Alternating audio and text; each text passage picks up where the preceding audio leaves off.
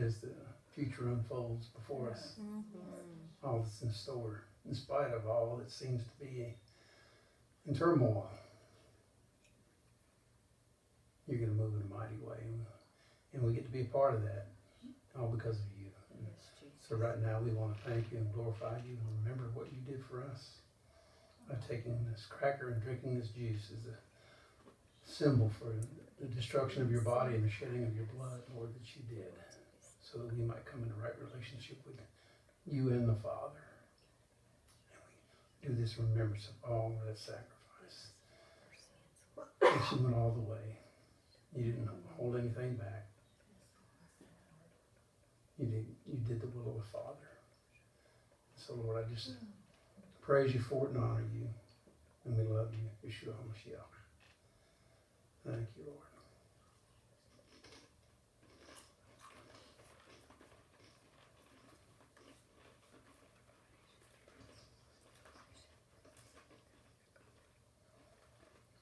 Thank you, Lord.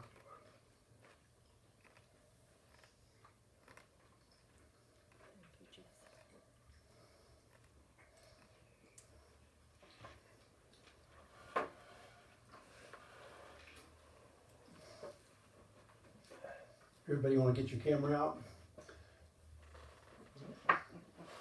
I didn't fall down and break my crown. Jack and Jill You missed it. went up the hill to fetch a pail of water. Jack fell down and broke his crown. That was a stretch there, brother. morning. That was good. You missed it, Jack. That was good. Okay. He always says funny jokes. His sister's literally named Jill. Jack and Jill. They're 9 months apart. It's a unique That's sense of so humor. funny. That was good. Yeah, unique sense of Have to admit.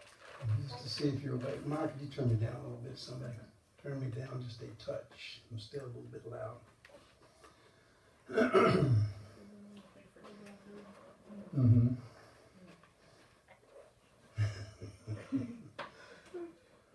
How about Jack and Nimble, Jack's quick over the candles?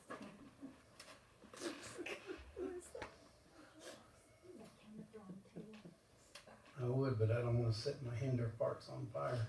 Oh my God. Is he on video already? Hinder parts. Yeah. Okay. Say go ahead. Hey, video.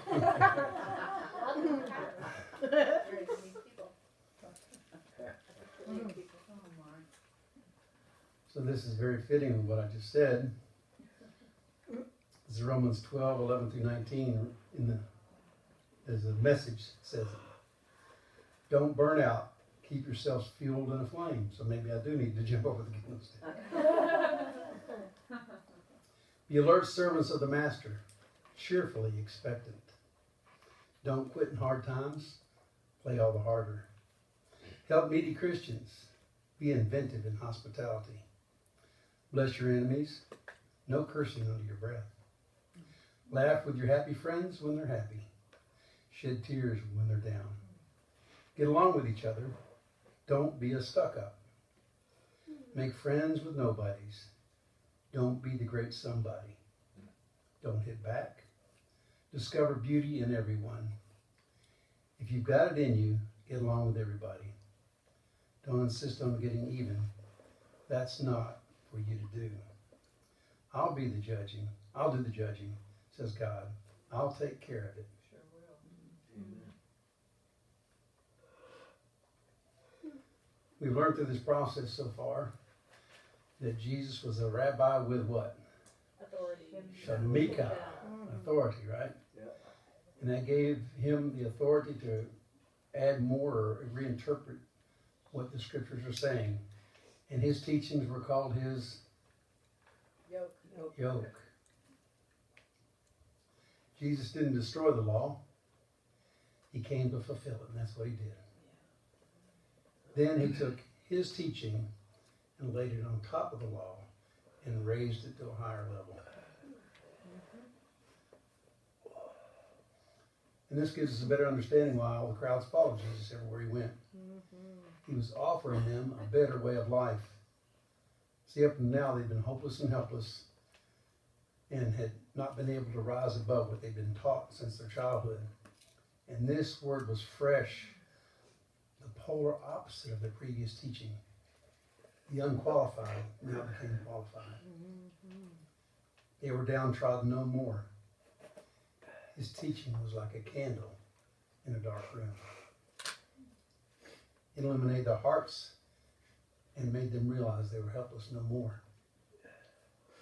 Now they can truly have a relationship with Yahovah. And this is why the Jews, J with a capital J, the leaders, hated him.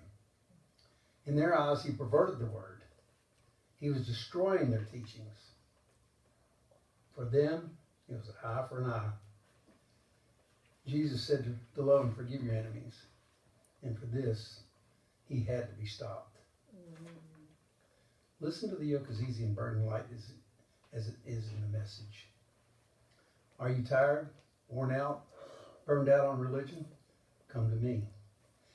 Get away with me and you'll recover your life. I'll show you how to take a real rest. Walk with me and work with me.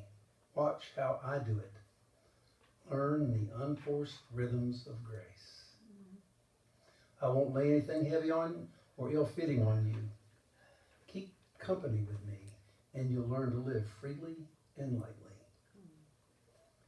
Learn the unforced rhythms of grace. I think that's just such a pretty phraseology he uses there. It's not forced, it flows.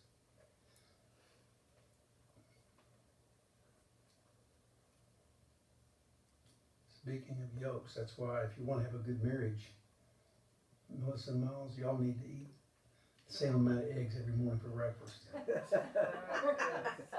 Huh? That way you won't be unequally yoked.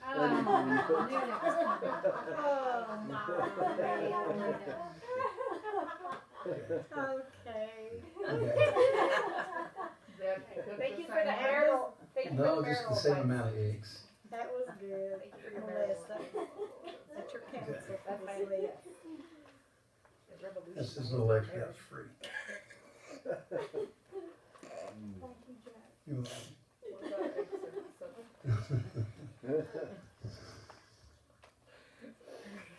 Oh, goodness.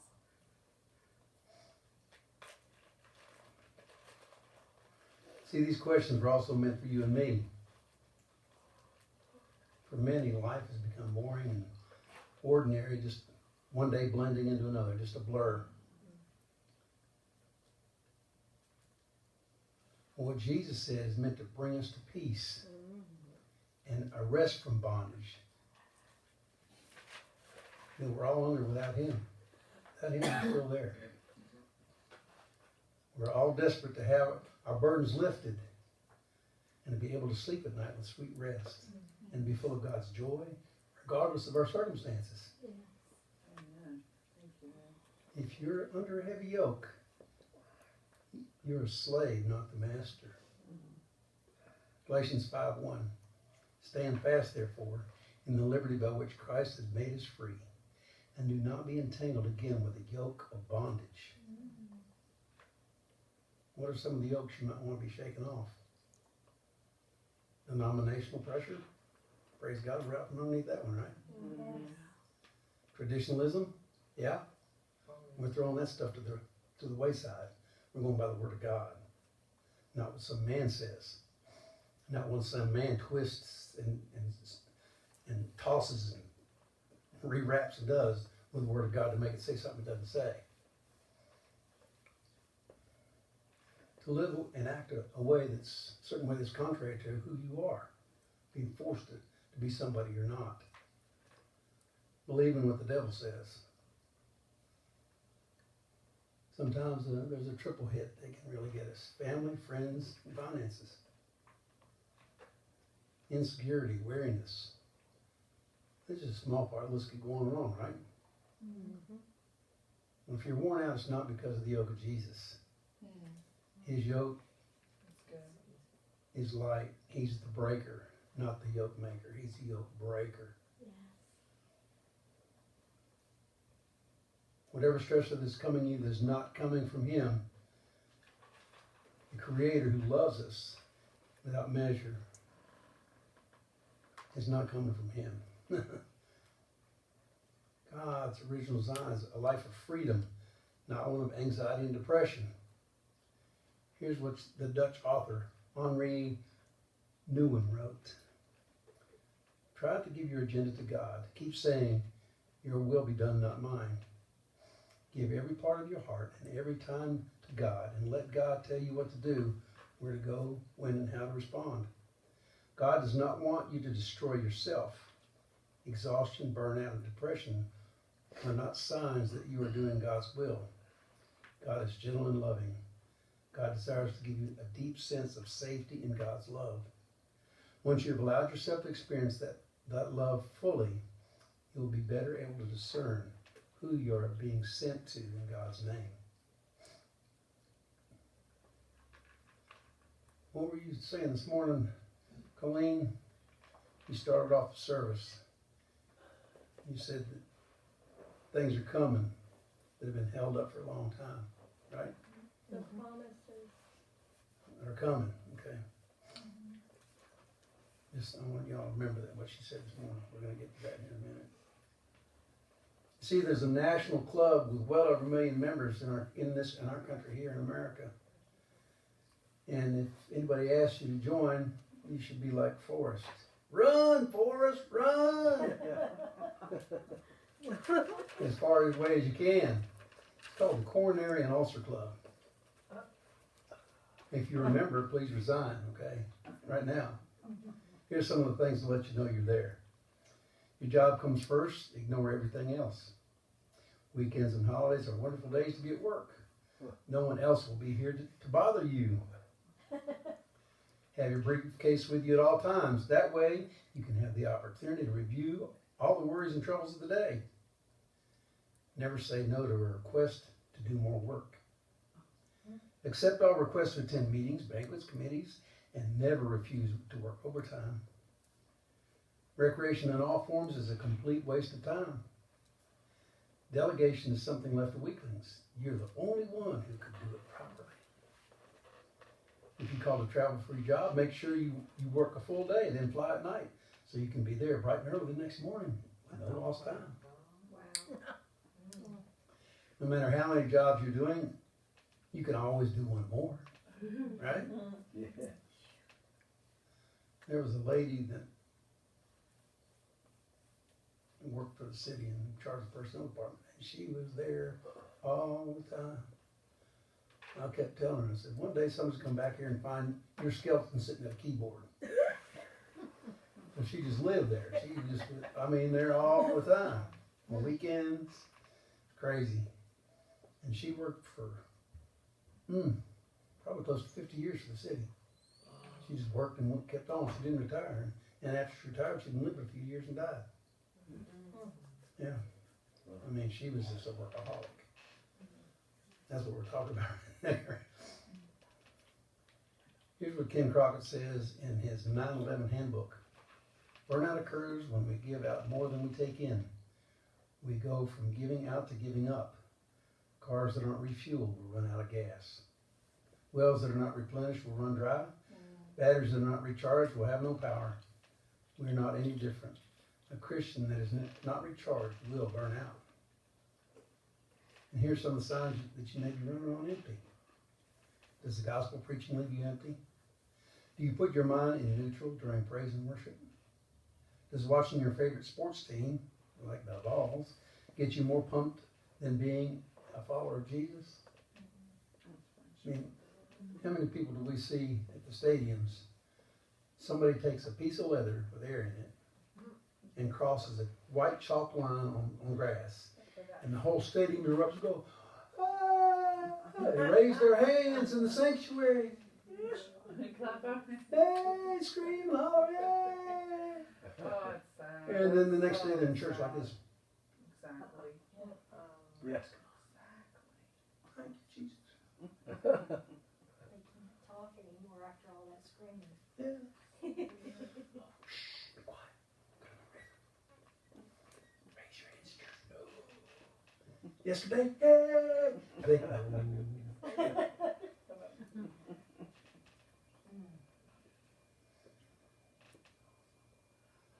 Are you critical of church services more than you used to be? Do smiling, happy, clappy Christians make you nervous? Are you afraid to be asked what it is you have learned from your personal devotions this morning?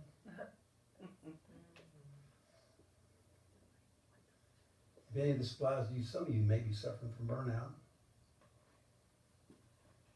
Have any of y'all ever seen the burned out charred remains of a house that's burnt to the ground? Just a skeleton left and all black, and yet they're happy and joyful and praise the fire department for saving their concrete porch. That's what we policemen, that's one of our policeman jokes for the firemen. Yeah, we go out and, they don't like to see us coming, boy, but they'll praise those firemen even if they just save a concrete porch. They always get the joy and the thanks. See, to keep from this happening, we need to be filled with the Holy Spirit, right? Yeah. That's what I tell people about baptism of the Holy Spirit. If you get saved, it's like getting a brand new, whatever car, let's say a Cadillac or whatever it is. If money was no object, what car would you buy? Mercedes. Okay. El Camino. I love them. I'm driving my dream car though, so. All right, so you get this, getting salvation is like getting that car, whatever car it is you want to have, right? And you can walk around it, you can kick the tire, and you can open the trunk, and boy, say I can get some luggage in there, and you can pop the hood and go, man, I can fly with this. You can sit behind the steering wheel and go like this, and you can play with the radio. But that car won't move a millimeter until you put gas in the tank. That's right. So, if you're a Christian without the baptism of the Spirit, the Holy Spirit, everywhere you go, guess what? You're having to push the car.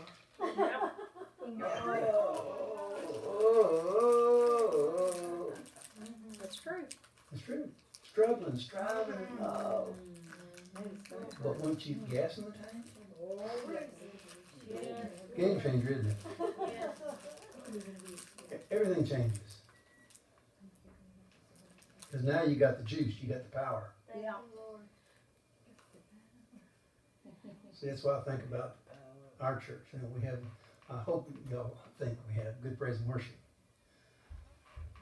Where we can do whatever we want, praise the Lord, bang on instruments, make a joyful noise, raise your hands, dance, wave flags, exuberant praise and worship.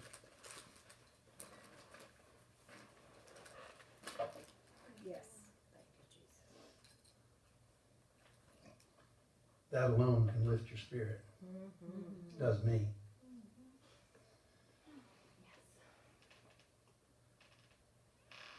But if you study our Old Testament, some of our Old Testament spiritual giants, you know what?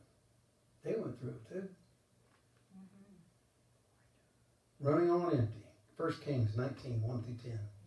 And they had told Jezebel all that Elijah had done, also how he had executed all the prophets with a sword. And Jezebel sent a messenger to Elijah, saying, so let the gods do to me, and more also, if I do not make your life as the life of one of them by tomorrow about this time. And when he saw that, he rose and ran for his life, and went to Beersheba, which belongs to Judah, and left his servant there. But he himself went a day's journey in the wilderness, and came and sat down under a broom tree, and he prayed that he might die, and said, it is enough. Now, Lord, take my life, for I am no better than my father's. So why was he depressed? What had he done? He committed no crime, no sin. And yet he received a death threat after winning a great battle. And for some reason it sapped him and he ran. See, he just whooped the prophets of Baal. I mean, he whooped them soundly. But now he's running on empty. Quit turning off.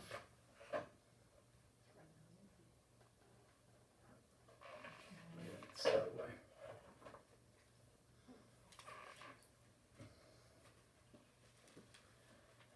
He had spent himself and he needed God. And God gave to him what he needed. He brought food and water and rest.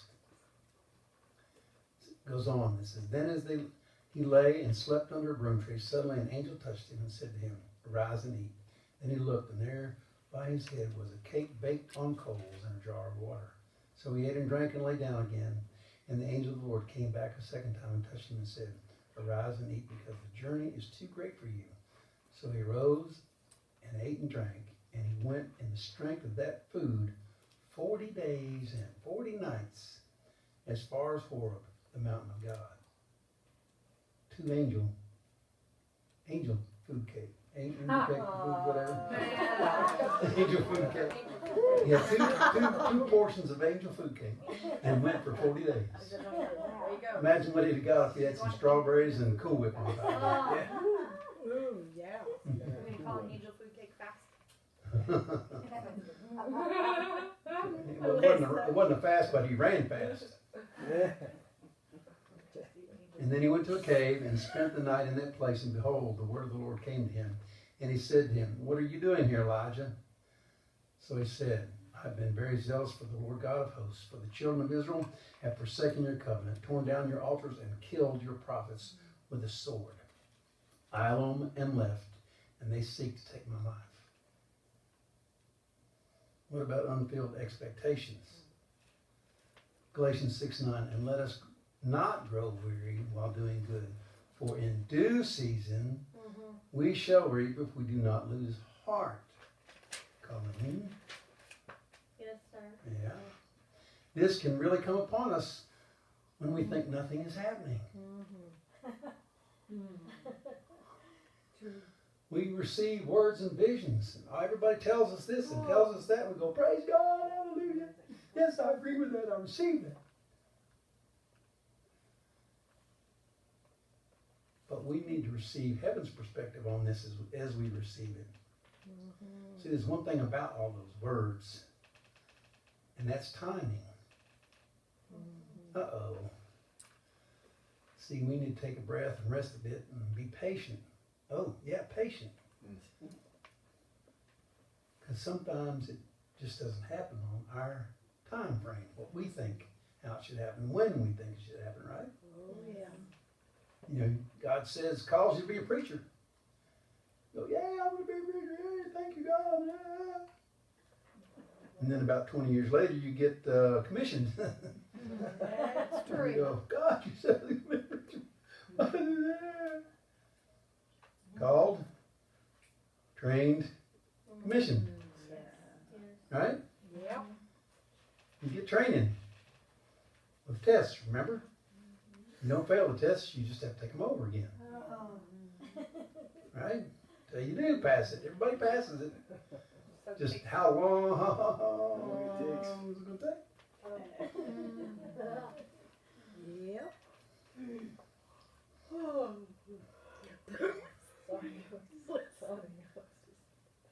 Sin wasn't Elijah's problem, but it could be ours.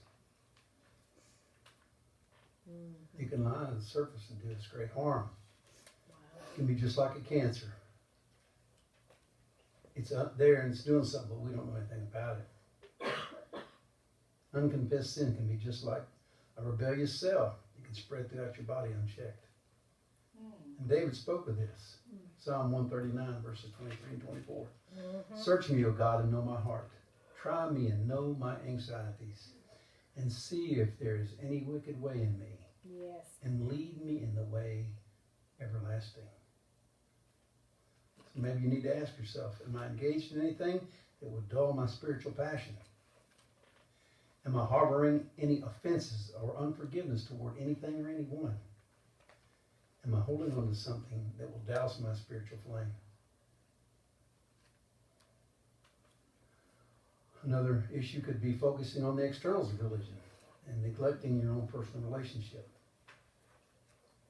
See, the yoke of religion was a bunch of do's and don'ts.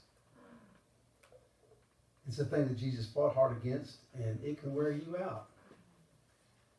Jesus summed it up pretty succinctly here in Matthew chapter 15, verses 7 to 9. Hypocrites! Well, did Isaiah prophesy about you, saying, these people draw near to me with their mouth and honor me with their lips, but their heart is far from me, and in vain they worship me, teaching as doctrines the commandments of men, traditions of men, the yoke of the law, plus everything else they stacked on top of it. So, we need to make sure not to forget to communicate to God through prayer, praise, and worship, and keeping our relationship, keeping it up, and don't leave Jesus out. So, how do you want to get fired up again? It's time to rest. See, the last thing Elijah needed after all that was a scolding from God.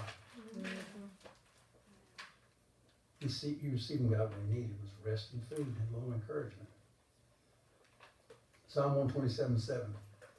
It is useless for you to work so hard from early morning until late at night, anxiously working for food to eat, for God gives rest to his loved ones.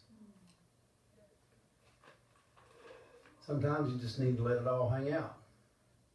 You just have to let it out. Go ahead.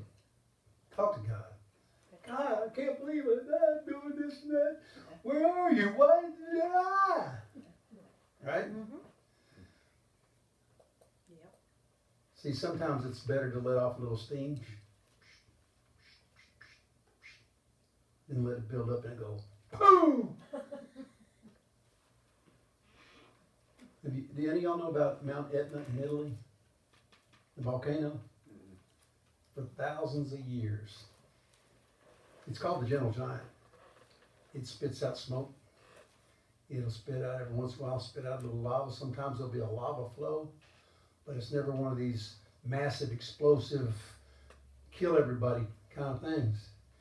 There's lava flows that are actually going all the way down to the ocean. But it's very sparse in the amount of the times that it does that.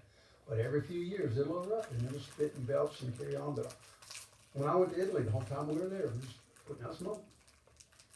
We actually took a tour and went up on Mount Etna and walked on some coals and stuff, and my soles got melted a little bit because it's still got a lot of heat right there in the lava when you walk on it. And you put your hand down, and every once in a while there'd be a little cone and there'd be a flame coming out. And this is way down from the top of the mountain, but it was constantly spitting. And they have a park there, and when it starts to erupt there, they won't let you go up there, but it's called the gentle giant because it's constantly relieving the pressure. So it's okay for you to vent every once in a while. You know, let God know what you think. He can handle it. You see, there was an eruption for Elijah. It says, then he said, go out and stand on the mountain before the Lord, and behold, the Lord passed by. And a great strong wind tore into the mountains and broke the rocks in pieces before the Lord. But the Lord was not in the wind. And after the wind, an earthquake. But the Lord was not in the earthquake. And after the earthquake, a fire. But the Lord was not in the fire. And after the fire, a still small voice. So it was when Elijah heard it that he wrapped his face in his mantle and went out and stood in the entrance of the cave. Suddenly a voice came to him and said, what are you doing here, Elijah? And he said, I have been very zealous for the Lord God of hosts, because the children of Israel have forsaken your covenant, torn down your altars, and killed your prophets with the sword. I alone am left, and they seek to take my life. It's like Elijah was saying, man, I've been very zealous. I've been working for you, God, following your plan for my life. But let's face it, I'm all that you have left.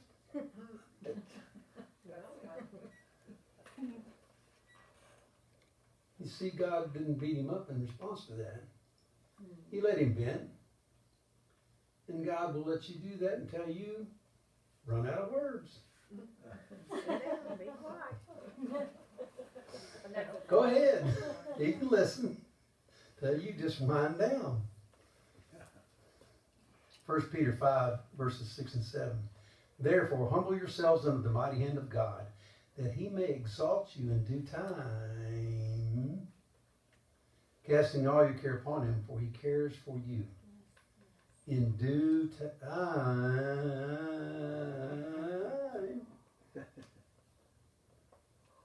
Maybe the sooner you pour out your heart, the sooner he can lift your burden.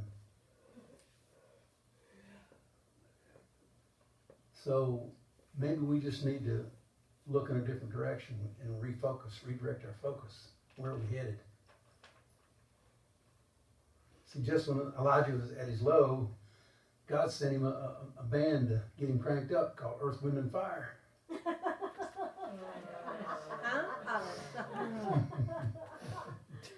That's a good one.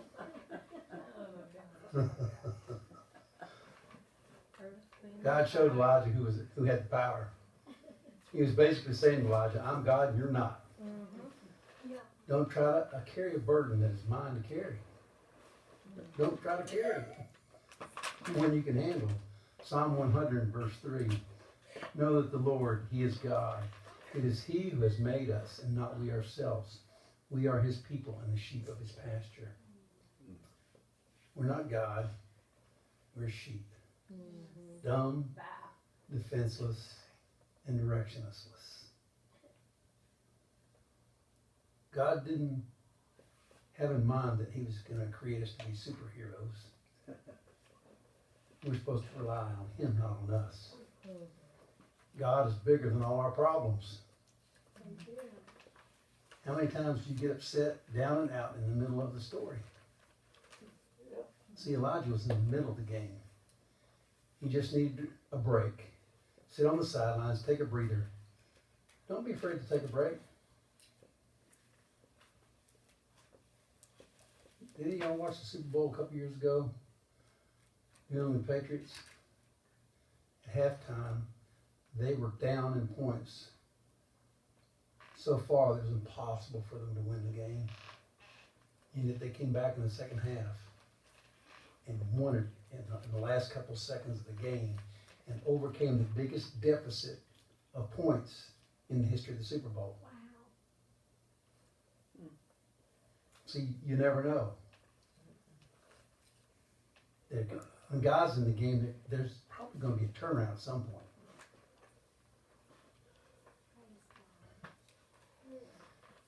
Continuing with our story. Then the Lord said to him, go return your way to the wilderness of Damascus, and when you arrive, anoint Hazael as king over Syria. Also you shall anoint Jehu the son of Nimshi as king over Israel, and Elisha the son of Shaphat, and Abel Maholah you shall anoint as prophet in your place. It shall be that whoever escapes the sword of Hazael, Jehu will kill, and whoever escapes the sword of Jehu, Elisha will kill. Yet I have reserved 7,000 in Israel, all whose knees have not bowed to Baal, and their every mouth that has not kissed him. See, there's a little more people in the game than Elijah thought. God had another team waiting in the wings. Here we go, continuing the story. 2 Kings 9, verse 6. Thus says the Lord God of Israel, I have anointed you king over the people of the Lord over Israel. You shall strike down the house of Ahab your master, that I may avenge the blood of my servants and the prophets, and the blood of all the servants of the Lord at the hand of Jezebel. For the whole house of Ahab shall perish, and I will cut off from Ahab all the males in Israel, both bond and free. So I will make the house of Ahab like the house of Jeroboam the son of Nebat, and like the house of Baasha the son of Ahijah. The dogs shall eat Jezebel on the plot of ground in Jezreel, and there shall be none to bury her. And he opened the door and fled. You know what happened to Jezebel? Yeah. Thrown out a window, down on the road, probably smashed her head wide open. And dogs came and ate her, and the only thing that was left was her hands, feet, and head. And she didn't get buried. That's what happened to her. Yep. 2 Kings 10. Now the king's sons, 70 persons, were with the great men of the city who were rearing them. This is Ahab's boys. And so it was, when the letter came to them, that they took the king's sons and slaughtered 70 persons, put their heads in baskets, and sent them to him in Jezreel. So Jehu killed all who remained of the house of Ahab in Jezreel, and all his great men, and his close acquaintances and his priests, until he left him nothing remaining. Jehu killed the 42 brothers of King Ahaziah, and he killed all of Ahab's family. See, sooner or later, what goes around is going to come around. Yeah. You can't sow and not expect to reap. As the Bible says, if you sow the wind, you reap the whirlwind. God's only going to put up with something so long. Then Praise the Lord. Jehu held a big party. I'm not going to read the story. I'm just going to tell you. He sent out a letter to all of Israel. All the worshipers of Baal, come down to your Baal temple. We're going to have a big party. Everyone comes. Whoever doesn't come, refuses to come, is going to be put to death. All come on down. When you get here, I'm going to give you a brand new set of clothes. We're all going to go inside. We're going to sacrifice to Baal, worship Baal, and have a big time. And they did. They showed up. They handed them all new vestments, it says, new clothing. Jehu went in, did a sacrifice to Baal, came out, surrounded the place with his soldiers, went in and killed everyone. Oh, but he gave one last order. If there's anybody here who worships the Lord, get out of here. We don't want you in here. We want just the people who love Baal. They slaughtered every one of them, put them all to death. Every Baal worshiper was put to death. Then they took their statues of Baal, broke them all apart, knocked the building down, and from that day on it was a bathroom. Turned it into a privy.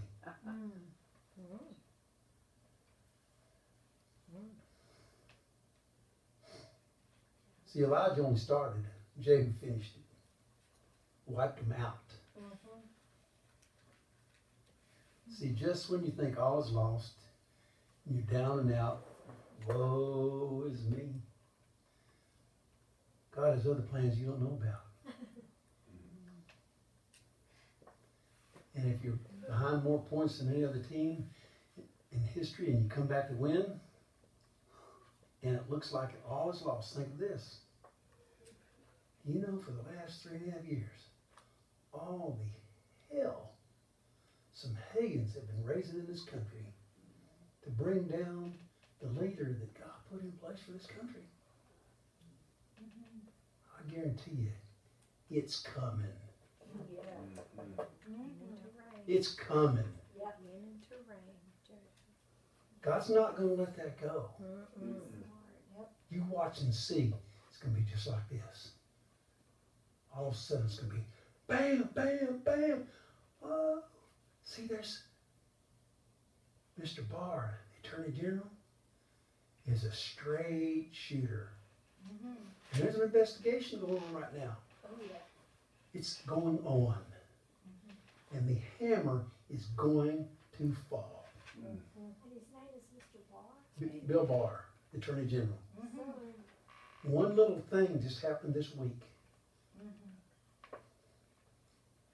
A general, a 3-star general, had been arrested on an absolute bogus charge. A horrendous, bogus charge. He supposedly lied to the FBI. What's his name, General Flynn?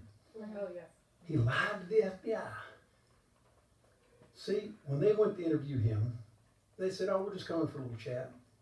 They came into the White House, which they weren't not supposed to do unannounced, which they did. They just kind of, we're just going to sit and talk. We just got some questions we'd like to ask you.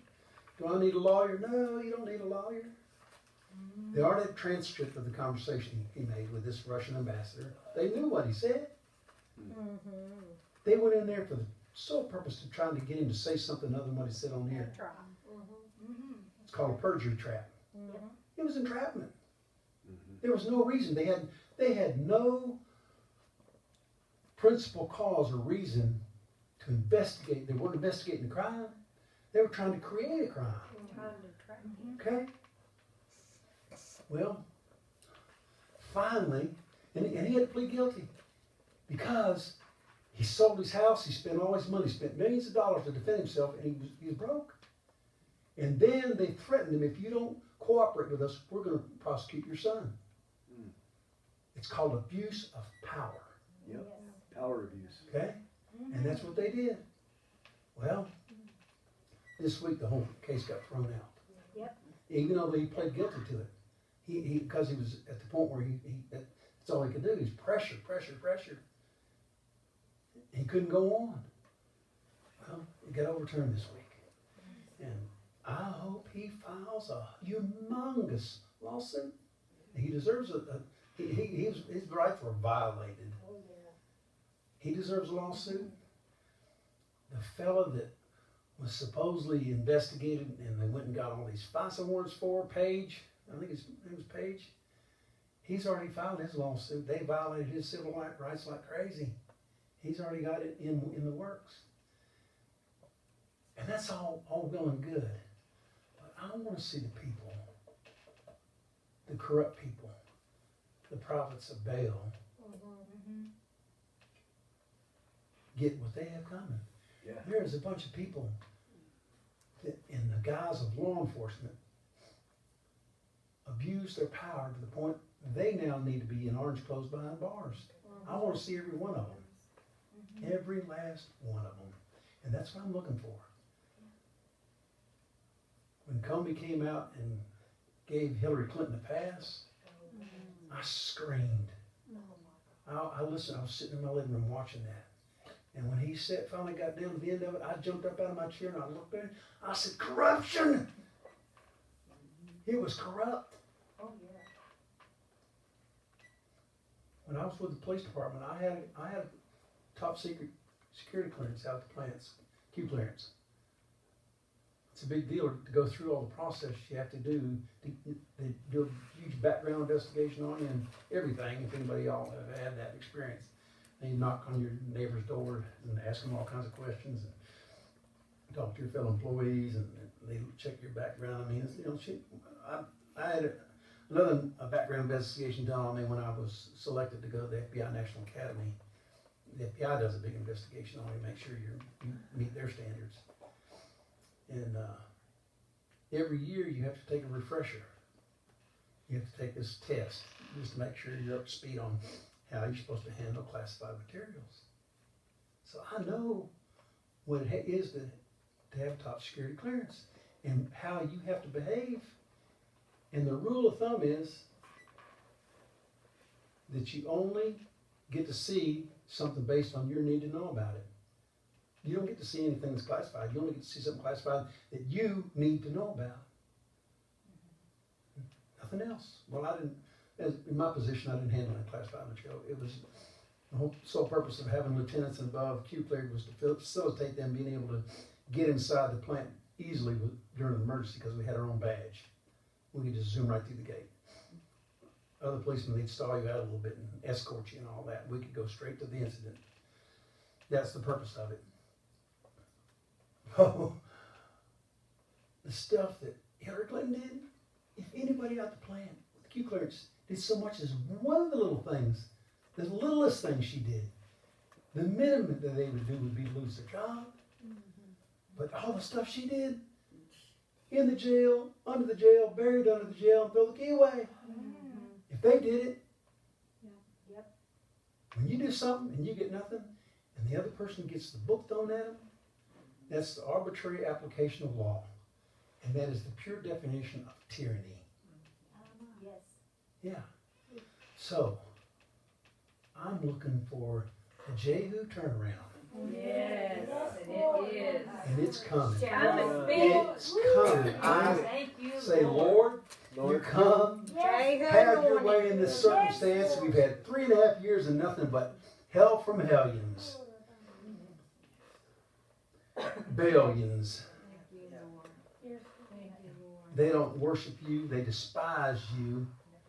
The people that have led all this attack on the leader that you chose for us have nothing but spewed lie after lie after lie out of their mouth. Thousands of lies. Made stuff up out of thin air. And then try to impeach a president over it. Made it up. And put it out there as truth. Laid it out as truth. And even have the gall to come out when the truth comes out, come out and say it's a lie. What does it say in the Bible about calling evil good and calling good evil? And woe to them. And woe to them to do that? Well, it's time. It's time, Lord. It's time, Lord. It's time, Lord, for you to do the turnaround. It's time for suddenly. It's time for the other shoe to drop. It's time for you to defend your representative, Lord. It's time for you to come to his defense. Just like you're coming to the defense of Israel. Lord, I ask you to come to the defense of the man who loves Israel. Has demonstrated more than any other president in the history of the United States that he loves Israel. He moved the embassy. He declared Jerusalem and come into agreement with it as being the capital of Israel. No other president had the intestinal fortitude to do that. And he's done it. And they've honored him because of it. He's a friend of Israel, Lord. Lord, you said you would bless those that bless him and curse those that curse him. Lord, the people that have attacked him, many of them are Jews. The ones that have attacked your leader. Lord. Oh, Jesus, bring your Jehu. Yes, Lord. Jehu. Let's cry out for it right now. Come, Jehu anointing. Also turn around. Yes, a sudden. It's time for the turnaround. Yes. It's time for the turnaround. Yes, turn it Let it around, be now. God. Let the truth, let this investigation that's going on, Yeah. let it come out like a lightning bolt strike. Striking the ground around these people that have committed all these multiple crimes. And they act like they're the ones that are doing the right thing. Oh, Jesus. Let it come, Father. Let it be into it, Lord. I'm looking for correction. Justice be done, God. Yes, justice. It's time for Justice be justice done. to rise up. Yes. True You're a justice. God of justice, Lord. God of justice for our president, God. Thank you, President, Lord. God. Thank you, Lord. Thank you, Lord. God of justice for our president, God. That's good. Yes. That's good. That's good. All over our nation, God. Overhaul the justice Yes. system. Praise God. Everything Balance. Everything Balance hidden. the Brought to scales, light. Lord. Balance Balance the the scales. scales. That's Yes. it. Balance the scales, God. Praise you, Lord. Everything in the dark brought to the light. Yes, Lord. Oh, Jesus. Thank you, Lord. God of justice.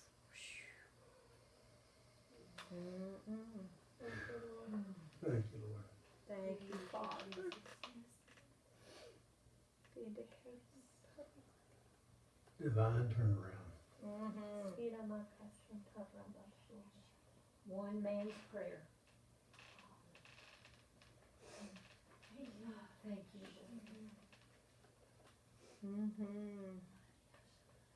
Put a crown of splendor on Trump's head.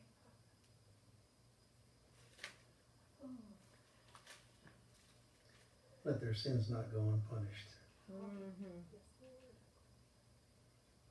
Oh, Jesus, you've never been mocked, God. Justice, God. God of justice.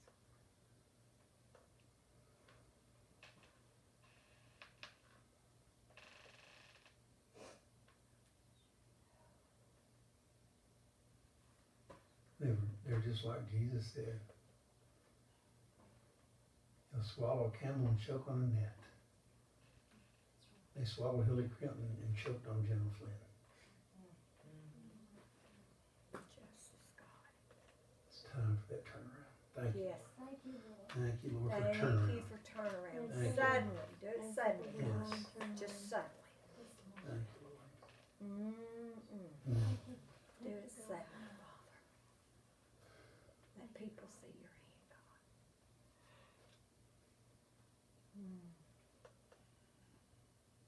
Suddenly shift, God.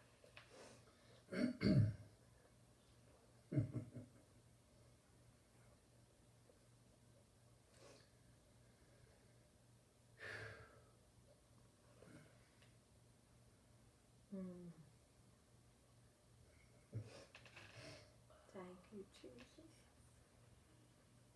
You're bringing it, Father. Bring it, justice, Lord.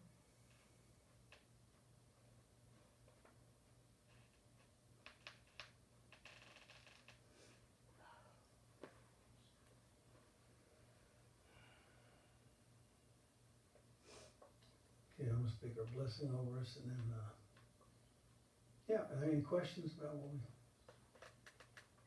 we said in the talk this morning? You were speaking about all the injustice in the court thing and everything.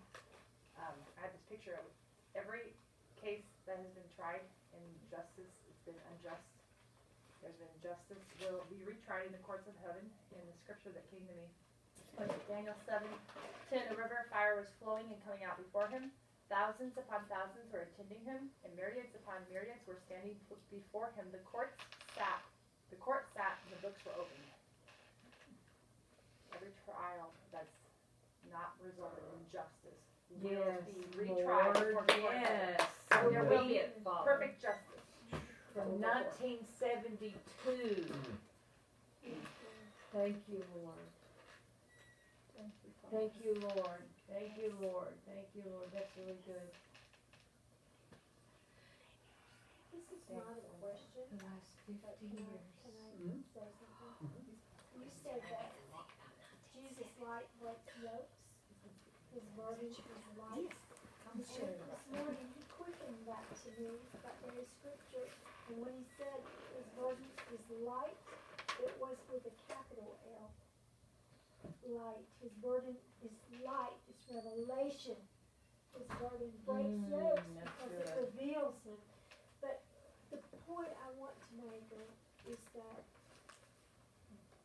the unity of the Spirit is a beautiful thing to the Lord. It is beautiful when people dwell together in unity.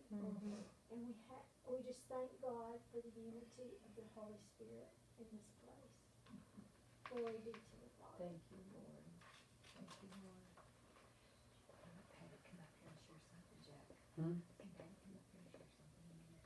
Yes. Stay right there. Do you want me to share? Oh, okay. This is important. I'm saying this because I want her to share this because this lady, her name's Bobby Jean Murr.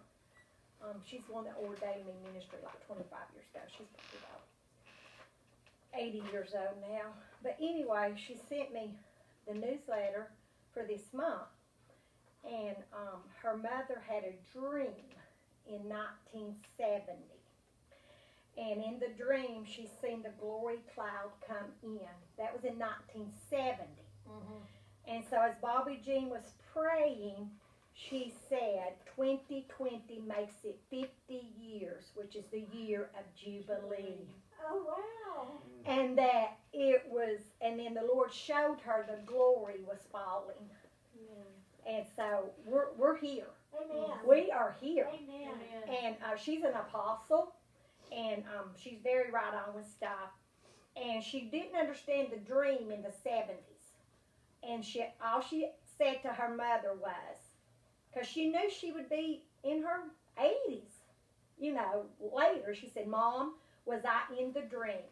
She said, yes, you were in the dream, in the glory. So she figured it up, and it's 2020.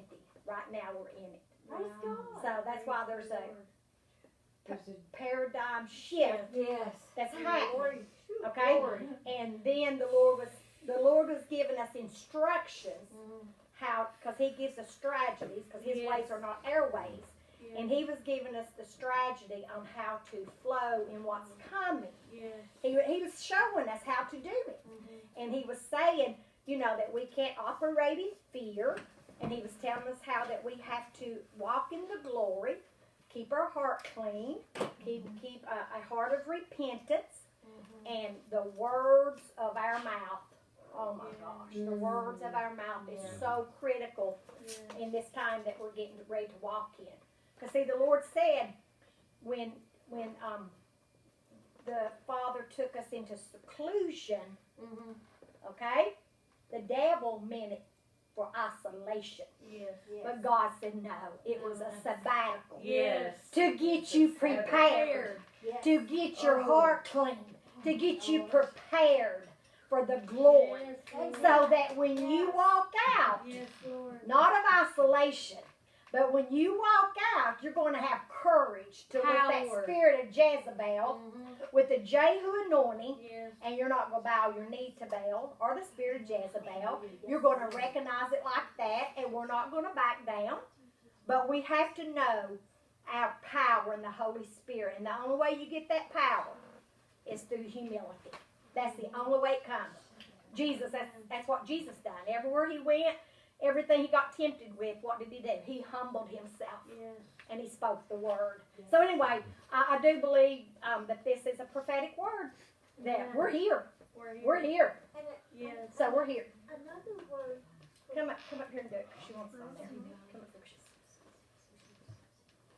Another word for God's grace, which Jack has just talked about, the justice that's coming. Another word for God's glory is His goodness. And in this, what we're talking about, the goodness is righteousness. You know, he said, what happens to those who call what's good evil, and what's evil good is woe. Well, that calling things evil is going to stop. I mean, that are evil good, that's going to stop. And what God calls good, we will call good, and it will be the reality. Thank you, I Lord. get some. Thank you, Lord. Thank you, Lord. That was real powerful what Jack was saying about the justice, that they're not going to get away with it. They're gonna stand before God eventually, and God's going to bring on the full justice. And I say, bring it, baby. Bring the justice. Bring it, baby. Those wicked, evil, corrupt ones are going to stand before God. They ain't going to get away with it. Yeah, that's right. Eventually, God's going to bring a divine, full, righteous justice. So I say, bring it, baby. Thank you, Father, for doing that. Yeah, okay. That's good. That's what y'all are talking about right there in the picture. Well, It's a paradigm shift.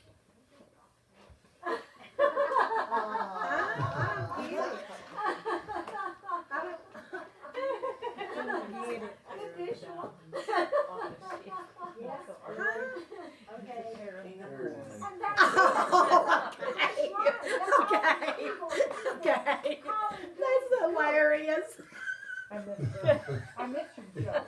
Okay. Remember the paradigm? So this is what we've been talking about this morning, is a paradigm shift. Oh, yeah, I don't even know how you found the picture that quick. I took it. That's he my made that my picture. Oh, you shift in the took car. Okay. That's good. No, Okay. God's been prophesying this is coming for a while, you all. Yeah, yes. It's been telling us for a while. And the thing about the 50 years, No, it's. see, let me just talk about pro-life a minute.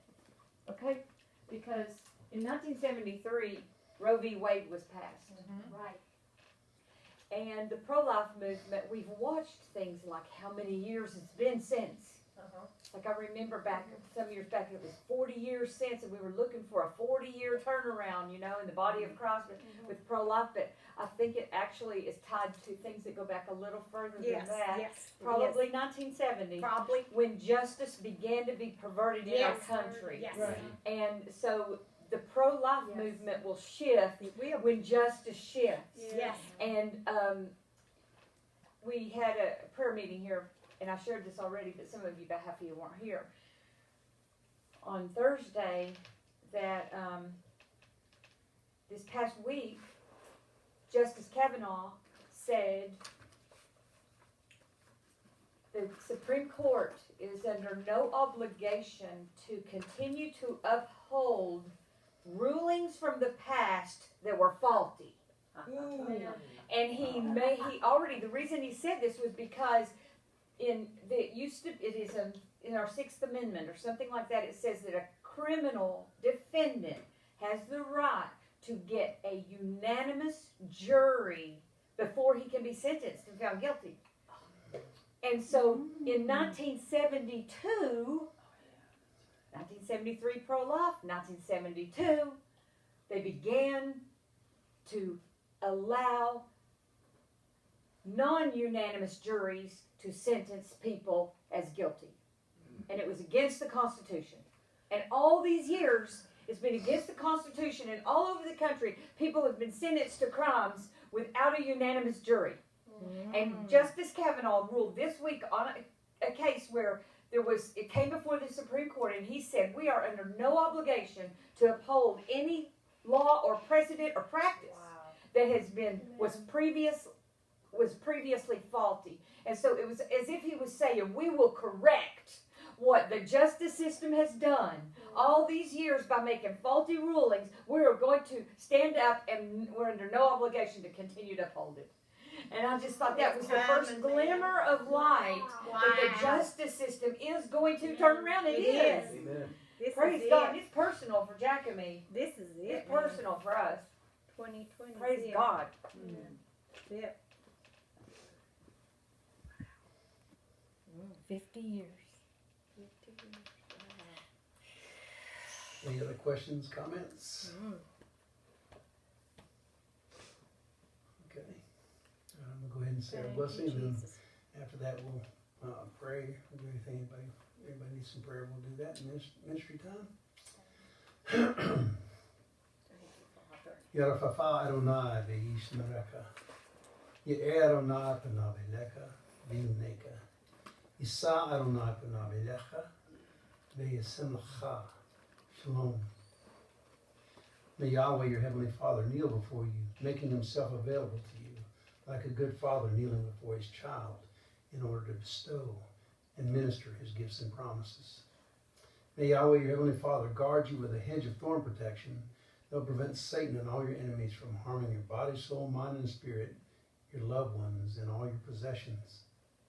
May Yahweh, your heavenly Father, illuminate the wholeness of his being towards you continually, bringing you to order so that you will fulfill your God-given destiny and purpose. May Yahweh, your heavenly Father, provide you with perfect love and fellowship, never leaving you, and give you sustenance, provision, and friendship. May Yahweh, your heavenly Father, lift up and carry his fullness of being towards you, bringing everything that he is to your aid, supporting you with his divine embrace and his entire being. Yes, Jesus. May Yahweh, your heavenly Father, set in place all you need to be whole and complete, so you can walk in victory moment by moment by the power of the Holy Spirit. May he give you supernatural health, peace, welfare, safety, soundness, tranquility, prosperity, perfection, fullness, rest, harmony, as well as the absence of agitation and discord. Shalom.